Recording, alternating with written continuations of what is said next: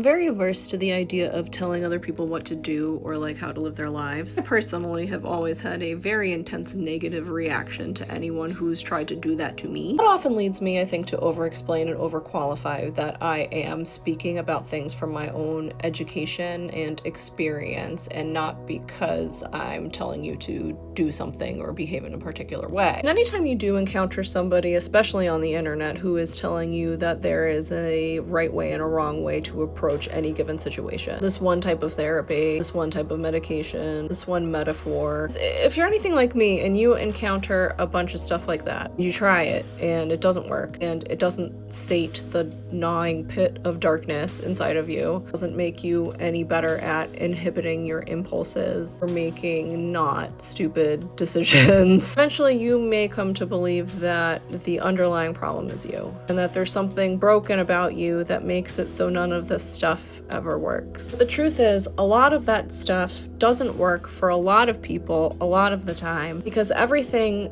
about human behavior is contextual, and everything about you and everything you've ever learned how to do is inextricably linked to the conditions in which you exist. That doesn't mean that if you exist in shitty conditions, you are doomed to just be miserable. But it does mean that things designed to operate in perfect conditions are probably going to be missing the mark, at least on some level. For example, if you're very good at performing for people, to please and appease them in service of emotional safety, your therapist might not clock that you're performing for them in therapy.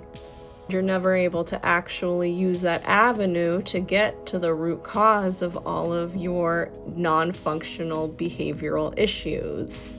Each and every one of us has a completely unique biology, learning history, and environmental context. And that is why there is just no such thing as something that works for everyone. There is no such thing as the right and wrong way to address or act or think or feel or behave in a particular situation. I mean that in the correct, incorrect sense, not like the morally right or wrong way. That's a different conversation. But individual variation is the name of the game. It is baked into everything about us. What works for me isn't necessarily going to work for you, but what's valuable to understand is the goal. And it's valuable to see people walking their own paths or directing you to paths that they themselves have tried so that you may try them for yourself and see if they work for you. But if they don't, that doesn't mean that you're extra broken. Maybe the path you're on has a big pond in the middle of it, and the person who walked the path before you knew how to swim, but you don't. You're going to have to approach that pond differently than they would have. You're going to have to take the work of either learning how to swim or figuring out how to build a boat. Or you could double back and try another path that doesn't have a body of water. Or you could go buck wild and totally try to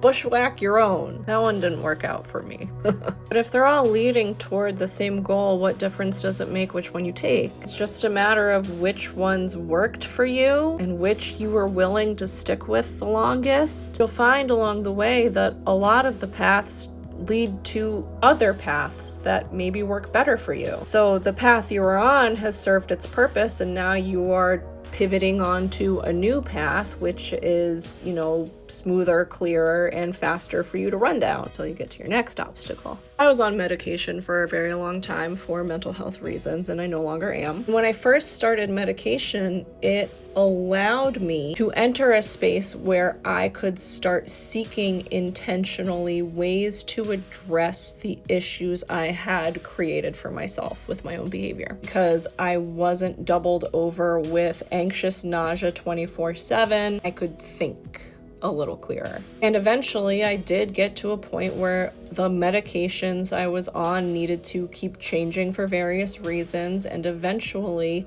they just stopped doing what I needed them to do for me, or what I thought I needed them to do for me, what I thought they could do for me, which I now know they don't really do. And I was having such horrid physiological and emotional side effects at this point that it just didn't seem worth it to continue on them. But it was that changed context of going off of my medication that made me realize I really needed to take a look at how I was intellectually, emotionally, and behaviorally approaching my own problems, and to start to really exercise the muscles I began to discover when that initial entry into medication lifted the fog enough for me to see that there was something I needed to work on. So it's not that medication failed me or somehow I was a failure for medication, that I am somehow untreatable, treatment resistant. And it wasn't that I had this amazing wellspring of willpower and resilience to say, I'm gonna raw dog this life without medication, without titrating off of it properly either, by the way. Do not recommend. My context shifted. The medication was no longer effective. Those emotional responses that I was plagued by kept coming back. And now they were worse because there was like other stuff on top of them. While I was actively seeking therapy at the time, I was just on wait lists everywhere. It was before all the BetterHelp and everything like that became a thing. So I was left with a choice to go back to my old ways or to try something new. That was finally when I decided to just try something new. I got curious, I started exploring. I was already in behavior analysis, and it was the context of behavior analysis that gave me the lens that I needed to start